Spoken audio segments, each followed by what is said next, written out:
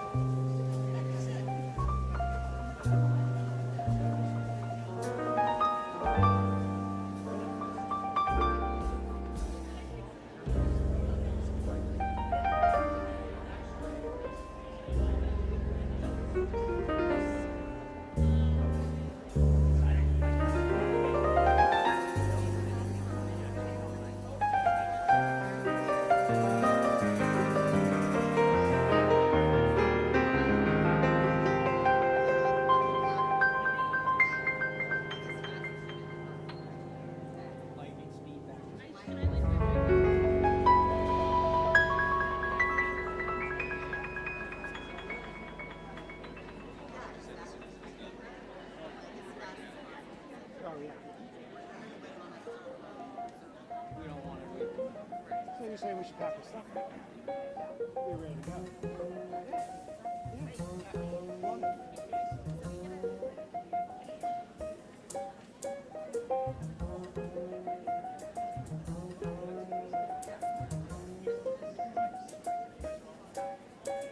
Any update on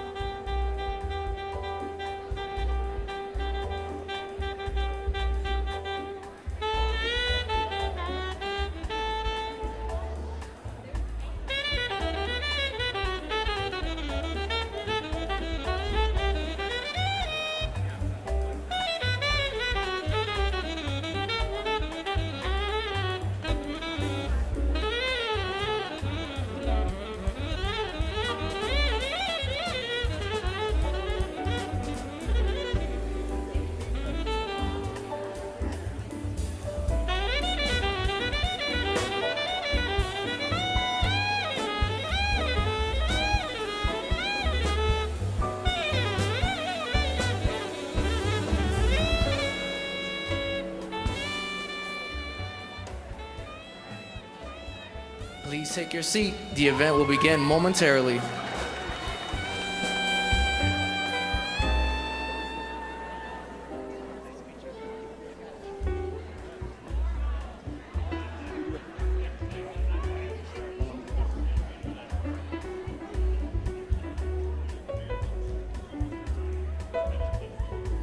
Saved the day. Thank you. I do my best.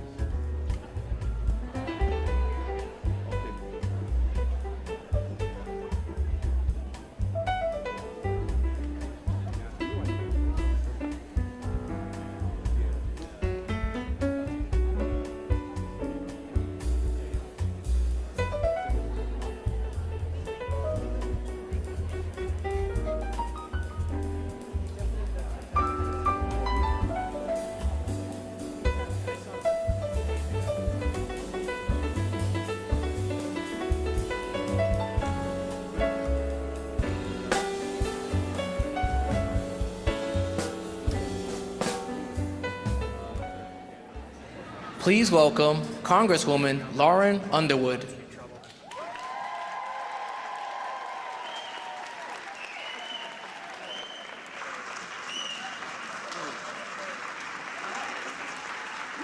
Thank you. Hi. Good afternoon. Hello, Illinois. Hello, Plainfield.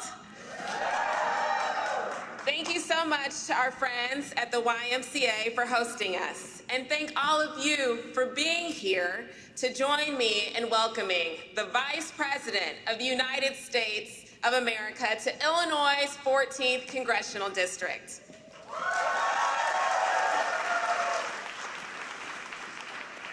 I am so proud that the Vice President has chosen to come to our community to announce groundbreaking new federal commitments to end the maternal health crisis and empower women throughout all stages of pregnancy, delivery, and postpartum care.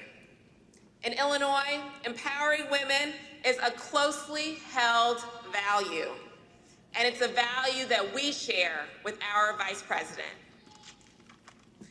I have been so proud to see how she has continued to elevate the maternal health crisis as a priority as Vice President. There has never been an administration as dedicated to saving moms' lives as the Biden-Harris administration. And we have Vice President Harris to take credit for that. Representation matters. I'm glad to be joined by other leaders who have committed themselves to ending our nation's maternal health crisis. Senator Dick Durbin, who along with my esteemed colleague, Congresswoman Robin Kelly, In Newsroom, we are coming to you live online right now as Vice President Kamala Harris is making her stop in the Chicago area and getting ready to address the crowd in Plainfield. She is visiting a YMCA in Plainfield. This, of course, follows the decision this morning by the U.S. Supreme Court to overturn Roe v. Wade. The Vice President is being joined by U.S. Representatives Lauren Underwood, which you see on screen right now, and Robin Kelly, and also Senator Dick Durbin. The introductions are underway, so let's go ahead and listen. And ensuring every family can thrive. And yes, we are dedicated to protecting women's fundamental freedoms to make decisions about their own bodies, their own lives, and their own futures. Reproductive freedom and maternal health are inextricably linked, and today's ruling ignores our stark reality that pregnancy in the U.S. is deadlier than in any other high-income country. We won't stand by silently. We are taking action to ensure women and families have access to health care and the support that they need and deserve. That includes the full spectrum of reproductive health services, including abortion.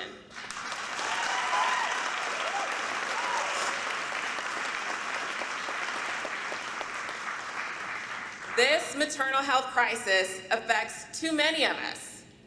Women who live in cities, in suburbs, those with and without higher education degrees, those who have private health insurance coverage, and those who don't.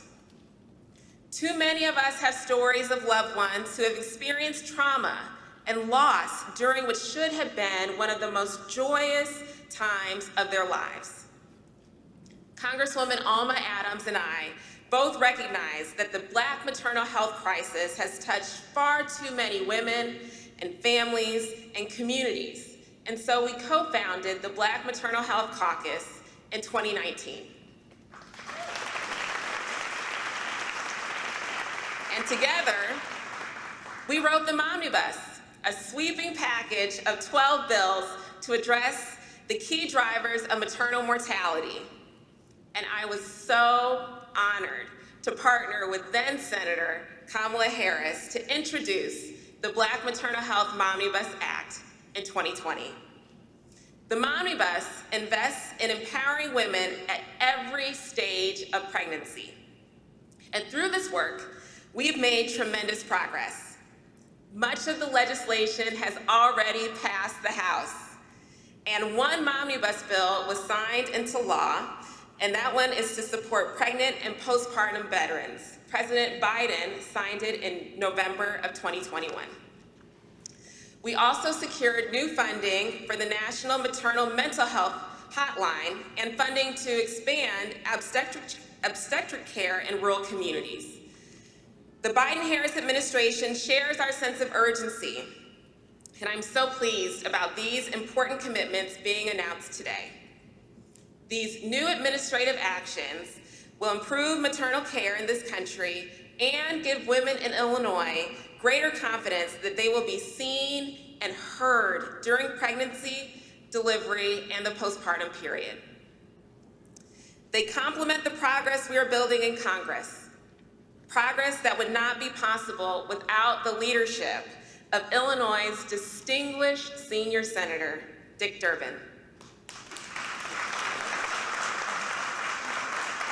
Senator Durbin is the Senate Majority Whip, the chair of the Senate Judiciary Committee, and the lead Senate sponsor of the critical maternal health legislation like the Mamas Act, which would make sure that every state follows Illinois' lead and extends postpartum Medicaid coverage to a full year. Senator Durbin, thank you for all that you do to help Illinois moms and all moms. It is now my honor to introduce Senator Dick Durbin.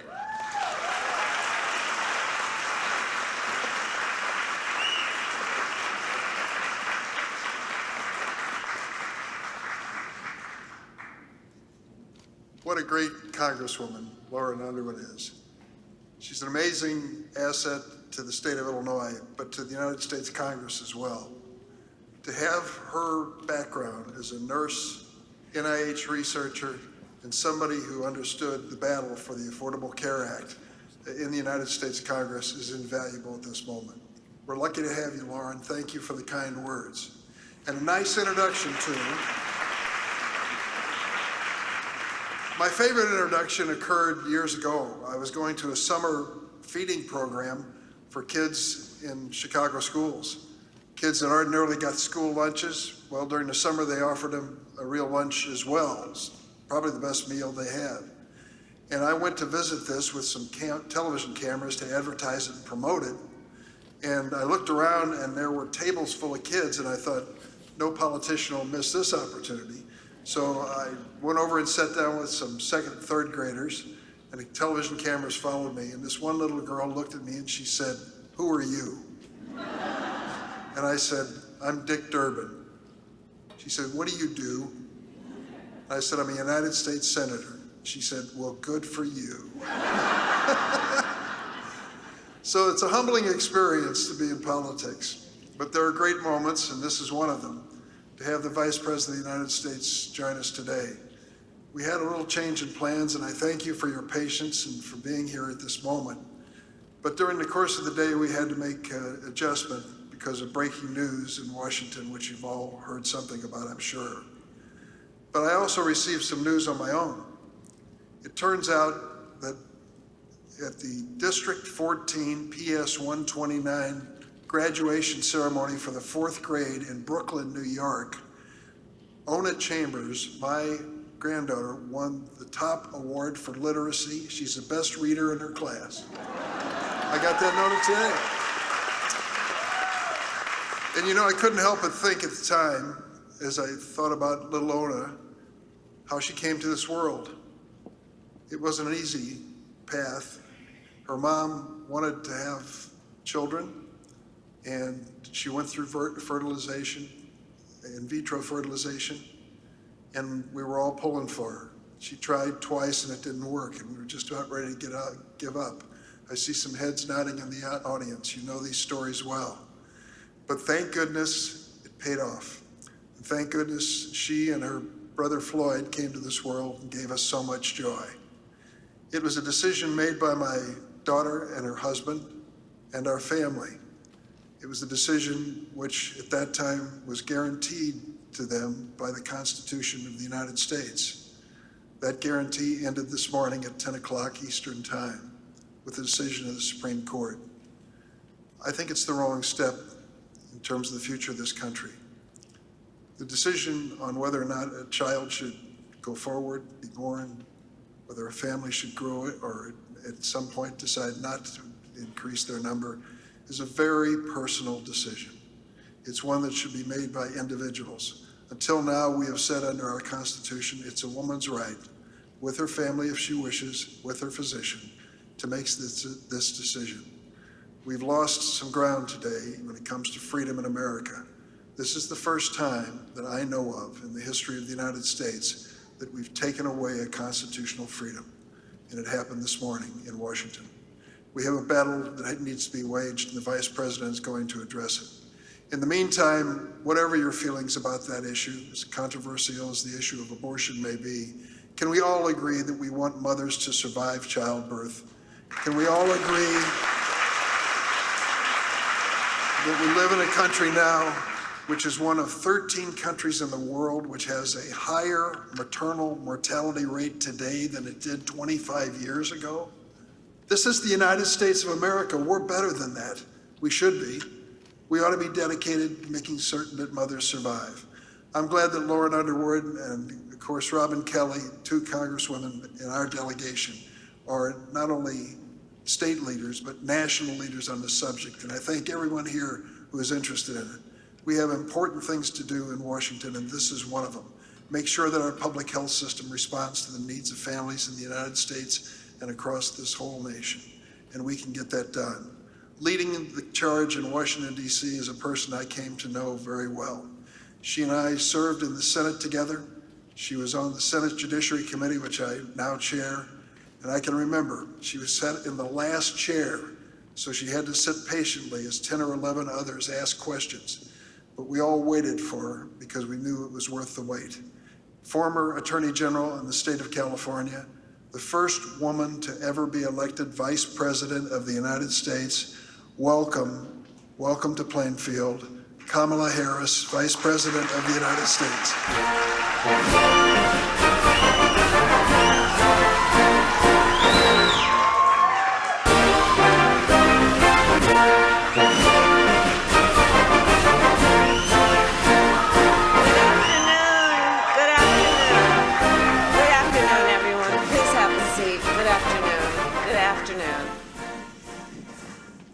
Well, first I want to thank Senator Durbin. I had the privilege of serving with him, as he mentioned, on the Senate Judiciary Committee, and I can tell you, Illinois, you are very, very well represented by Senator Dick Durbin. He is an extraordinary leader, a great fighter for all of America, and in particular for the people of Illinois. So thank you, Dick Durbin, and congratulations to your grandchild for her honor today as well.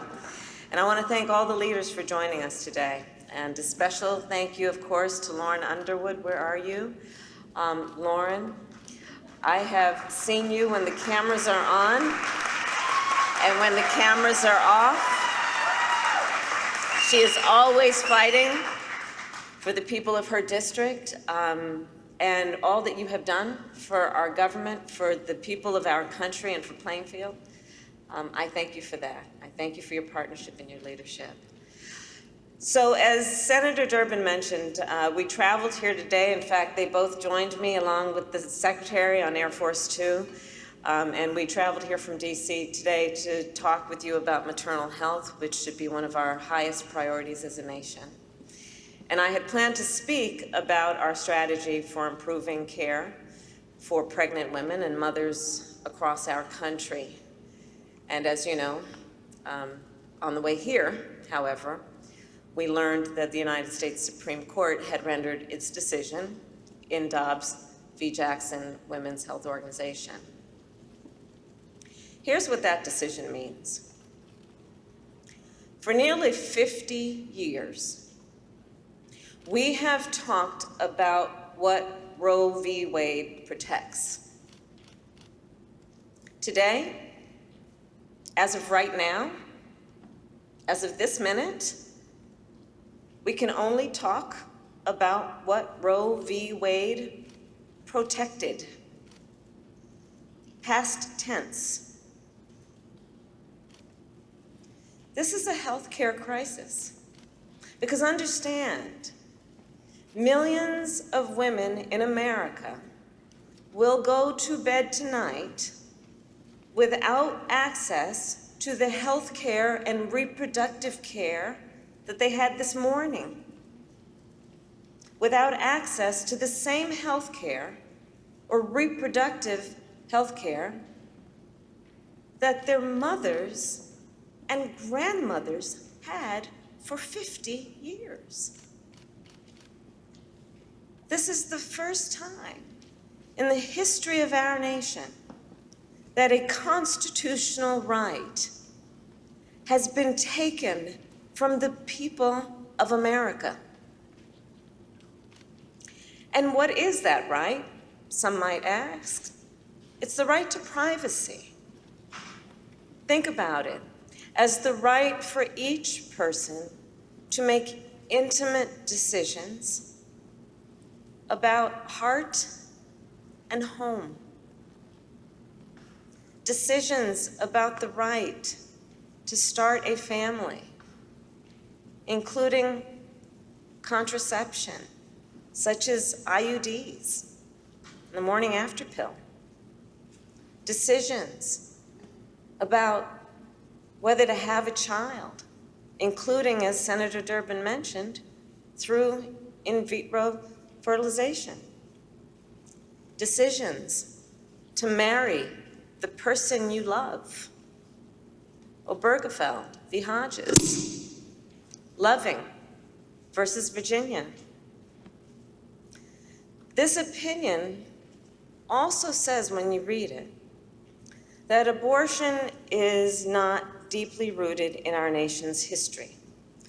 They offer that, in the opinion, as a foundation for the decision they rendered today. In holding that it is not deeply rooted in our history, today's decision on that theory, then, calls into question other rights that we thought were settled, such as the right to use birth control, the right to same-sex marriage, the right to interracial marriage. The great aspiration of our nation has been to expand freedom. But the expansion of freedom clearly is not inevitable. It is not something that just happens. Not unless we defend our most fundamental principles. Not unless we elect leaders who stand up for those principles. The strength of our nation has always been that we move forward. Today, I invite all people to stand together in defense of one of the most fundamental ideals and principles that for generations, for centuries, I believe we had held dear. which is that fundamental principle about the importance of liberty. To stand for liberty, to stand for freedom, to stand for self-determination, and for the right to privacy. You have the power to elect leaders who will defend and protect your rights. And as the President said earlier today, with your vote, you can act, and you have the final word. So this is not over. God bless you, and God bless America.